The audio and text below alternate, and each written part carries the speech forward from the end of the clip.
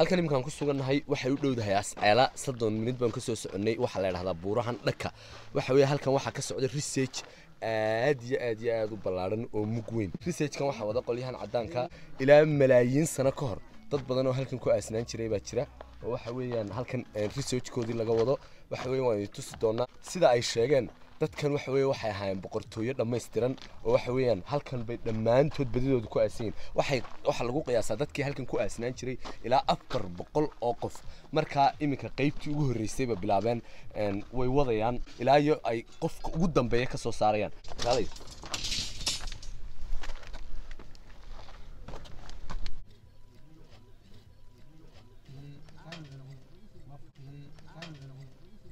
marka imika halkan aad arkaysaan waxa hareerahayga yaallo oo dhan waxa weeyaan waa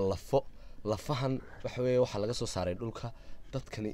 malaayiin sanadood bay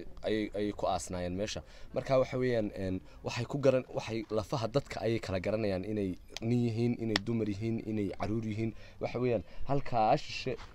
waxa weeye hogga dheer laga qoday waxa ay sheegeen in uu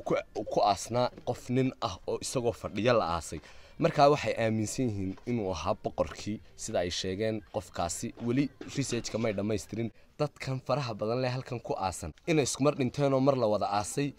iyo waxa weeyaan in la kala aasaasay oo inta kolba qof la aaso dabadeedna halkan waxa weeyaan qofka kale la keeni jiray lamana garanayo sababta halkan oo kaliya loo doortay sababta dhulku balaanan yahay sababta halkan oo kaliya 100 qof la isugu keenay waxa weeyaan halka nin baa ku jira qof mail ahaa oo nin ahaa oo waxa isagoo fadhiya la aasay marka iminka researchka waxay wadaan inuu qofkaasi ahaa qofkii xukumayay boqorka ahaa oo dadkan oo dhan dadkii shaqaalihiisa ahaayeen laga dabageeyay iyo in waxa weeyaan wax kale ay ahayd waxa weeyaan marka researchka la dhameystiro ayay jawaabta heli doonaan waxay yiraahdeen ilaa 5,000 sano ka hor ayaa waxa weeyaan dadkani ayaa ka soo dambeysay intii dadkan meeshan lagu aas sidoo kale waxa naloo sheegay waxa weeyaan halkan qofkii ku aasnaa iminka qofkan lafiisu halkan yaalaan in dhegihii uu xidhnaa iyo gacmihii iyo lugihii waxa weeyaan waxyaabihii uu xidhnaa lala aasay marka waxay ka dhigan tahay waqtigaas in qofku waxa uu xiran yahay waxa weeyaan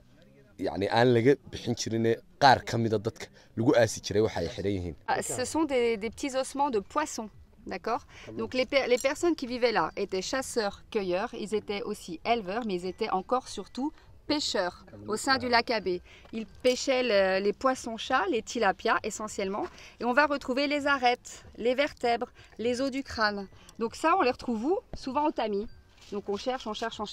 Pourquoi c'est important de les retrouver? Eh bien, c'est qu'après, avec des analyses spécialisées, on arrive à quantifier la masse qui a été fouillée. Donc on sait que sur les différents sites du bassin du Gobad, ils pêchaient parfois jusqu'à 4 voire 8 tonnes de poissons. Donc on est dans des populations qui vivaient vraiment de leur environnement, malgré le fait qu'ils soient devenus